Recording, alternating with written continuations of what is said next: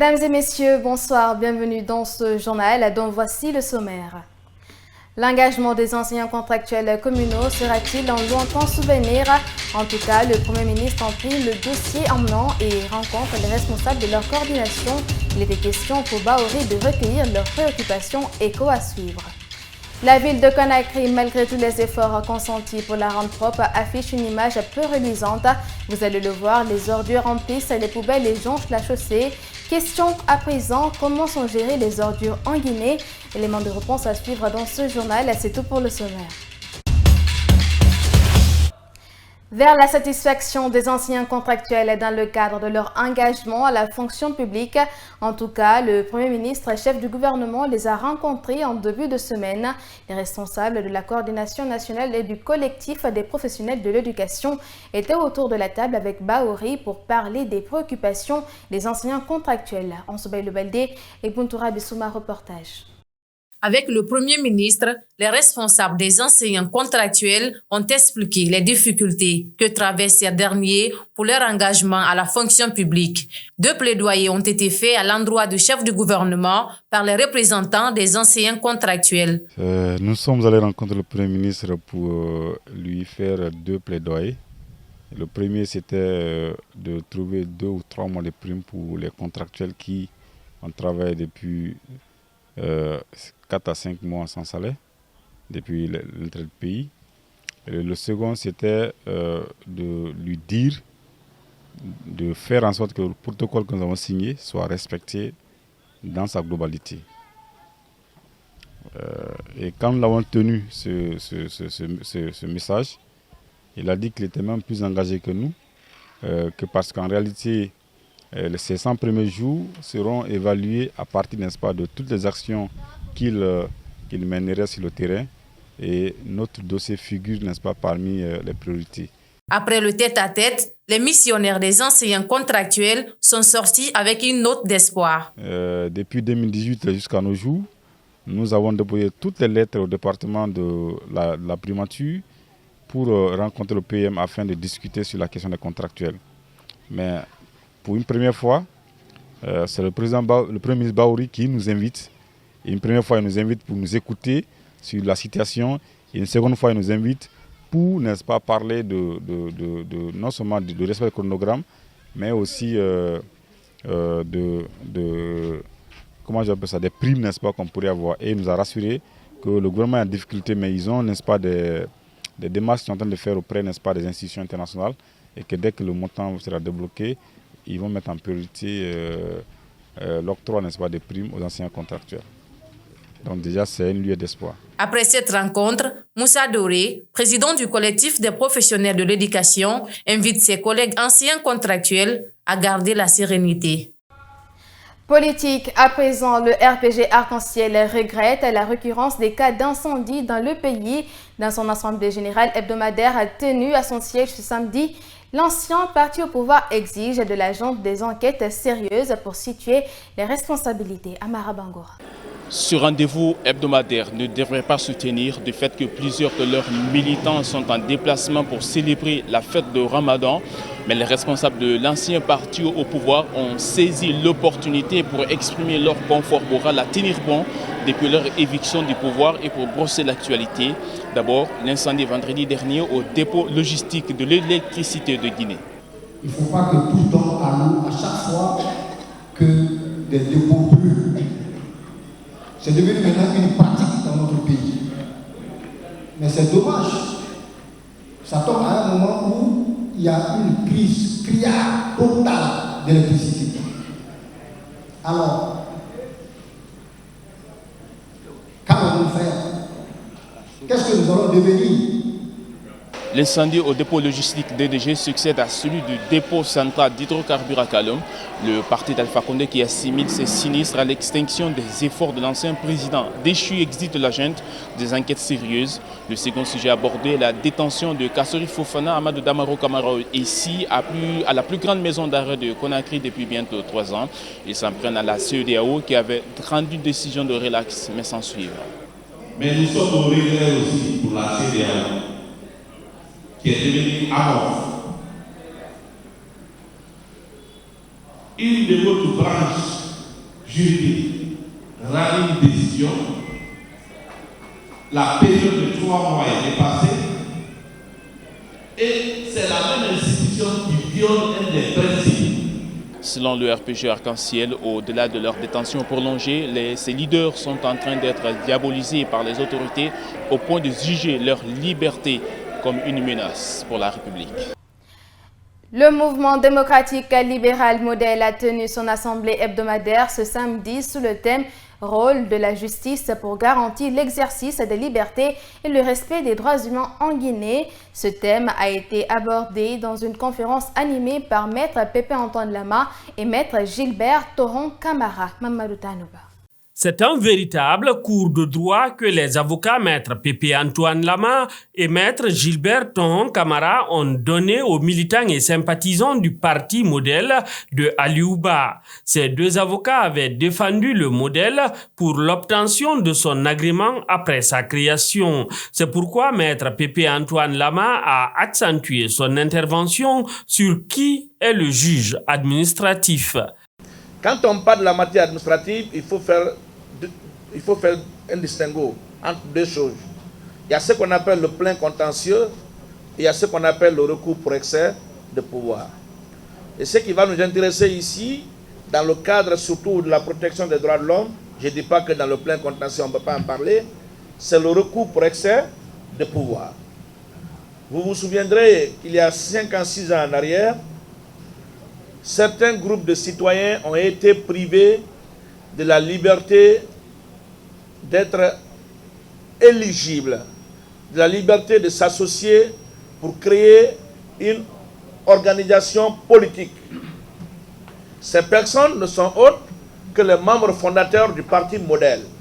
L'autre conférencier, Maître Gilbert Tohon Camara, a basé son intervention sur le non-respect de la charte de la transition par les autorités, ce qui automatiquement constitue une violation des droits humains. C'est devenu systématique. N'importe quel pouvoir qui prend, n'importe quelle autorité qui vient, met en avant ou motive sa venue à travers les violations des droits humains. Mais peu après, vous voyez que la violation des droits humains continue. Cette forme d'innovation dans l'organisation des assemblées générales des partis politiques consiste à mieux éduquer et former les militants, soutiennent les organisateurs. Et puis le secrétaire général du mouvement démocratique libéral, dont le parti est initiateur de cette conférence débat sur le rôle de la justice, a expliqué l'objectif de cette conférence au micro de Mamadou Tanouba. Suivez. Il faut quand même enseigner les militants d'abord sur le parti, mais également sur l'actualité politique. Mais également, il faut que le citoyen sache, par exemple, aujourd'hui, quels sont ses droits. Monsieur, un des conférenciers n'a manqué de nous dire, par exemple, qu'il est interdit que nos PJ viennent vous chercher comme ça, manu militari, pour vous amener dans une gendarmerie ou dans une police, sauf cas exceptionnel. Beaucoup de militants ne le savaient pas. Alors, ça permet à tout le monde de savoir quelle est la réalité de notre État, comment est-ce qu'il fonctionne, quels sont vos droits, qu'est-ce que vous devez faire face à de pareilles circonstances. Au niveau des partis politiques aussi, vous savez que quand il y a des élections, il y a beaucoup de ratés. Généralement, rares sont les partis politiques qui savent quand il y a des ratés, comment est-ce qu'il faut faire la procédure pour aller faire un recours. Nous avons vu ici, dans un passé récent, une de nos structures judiciaires nous dire qu'elle est incompétente de trancher sur un contentieux électoral. Donc aujourd'hui, il nous revient la lourde responsabilité de lire le droit, de lire les textes, de nous renseigner afin de mieux attaquer. Interdiction des activités des partis politiques au Mali. Le secrétaire général par intérim du PDG RDA, Oye Beavogi, réagit sur les mesures liberticides prises par la junte malienne. Il qualifie l'acte des autorités de Bamako d'erreur monumentale. Il est au micro de Mamadou Tanouba. Suivez. C'est une erreur monumentale que la junte malienne vient de commettre. On ne peut pas avoir tout le monde sur son dos. Nous comprenons la volonté du colonel Assimi Goïta à restaurer l'intégrité du territoire malien. Nous comprenons sa volonté a donné un sens à la souveraineté économique et nationale du Mali, mais à un moment donné, on ne peut pas avoir tout le monde sur son dos. Je pense qu'il faut savoir faire la part des choses et le peuple malien a beaucoup souffert et a acquis cette démocratie sur la base de haute lutte. Et nous nous souvenons encore des sacrifices de la révolution de 91, notamment du 26 mars. Et je pense qu'ils doivent se souvenir de ces patriotes qui ont sacrifié pour obtenir cette démocratie, cette liberté d'association, cette liberté politique. Et je pense que ce n'est pas un bon message qui donne aux leaders panafricanistes, ce n'est pas un bon message qui donne à la jeunesse africaine. Et nous sommes conscients des enjeux et je pense qu'ils doivent chercher à dialoguer, à discuter afin que la solution soit endogène au niveau du Mali au lieu de chercher à avoir tout le monde sur son dos. La preuve, même les Nations Unies ont exigé à ce que la liberté d'association, la liberté des partis politiques soit rétablie et on est à ce niveau. Insalubrité à Conakry, on en parle encore dans ce journal. Plusieurs endroits sont touchés par une floraison d'ordures, ce après la semaine d'assainissement initiée par les autorités. Mais la question qu'il faille se poser, c'est comment la gestion des ordures est faite alors que des financements sont annoncés dans ce sens. Yana Boutiam et Ansoubaï Le Baldé. Une semaine juste après le samedi d'assainissement, Conakry reste encore sale. Plusieurs abords des routes sont envahis par les ordures déposées par des citoyens depuis leur quartier. Les bacs à ordures placés le long des artères sont remplis, ce qui touche directement les caniveaux qui sont aussi impactés. Rencontré en train de jeter des ordures, Mamadi Dramé déplore cet état de fait. Oui, c'est parce qu'il n'y a pas de dépôt à l'intérieur du quartier. Mais en plus de ça, c'est ce qui est recommandé, malgré que ce n'est pas logique que les citoyens viennent jeter des ordures ici au bord de la route. Mais bon, c'est ce que les autorités nous ont recommandé pour ne pas jeter dans la rue. Donc c'est tout ce qu'on peut faire. Sinon, le mieux serait de s'abonner. Comme ça, tout le monde pourrait s'abonner et puis donner les ordures à ceux qui doivent récolter les ordures. Les Guinéens n'ont pas l'habitude de s'abonner dans le cadre de la salubrité. Pourtant, ils produisent chaque jour des ordures dans les ménages. Pour Mamadi Dramé, l'abonnement est la solution qui pourrait minimiser l'insalubrité grandissante dans la capitale. Jeter les ordures ici, ce n'est pas une solution. À plus forte raison qu'ils retardent aussi pour venir les collecter. Ça aussi, c'est notre problème. L'appel que je lance aux autorités, d'abord à la mairie, c'est d'essayer de sensibiliser les gens, les citoyens, à ce que tout le monde s'abonne. C'est la solution. Partout dans le monde, c'est ça. Et on ne peut pas inventer la rue. Il faudrait que les citoyens s'abonnent. Comme ça, on pourra pallier à l'apport d'ordures ici en Guinée et puis partout dans les autres communes. À quand Conakry va finir avec ses problèmes d'insalubrité alors que des fonds sont annoncés dans le cadre de l'assainissement? La question reste encore posée. Pour finir, la sensation de la Bundesliga, Serhus Guirassy fait l'objet de toutes les attentions après une saison stupéfiante au sein de l'équipe de Stuttgart. Ses 24 buts en 22 matchs attirent les regards du Barça. Voyons tout cela dans ce commentaire d'Hassane Diallo.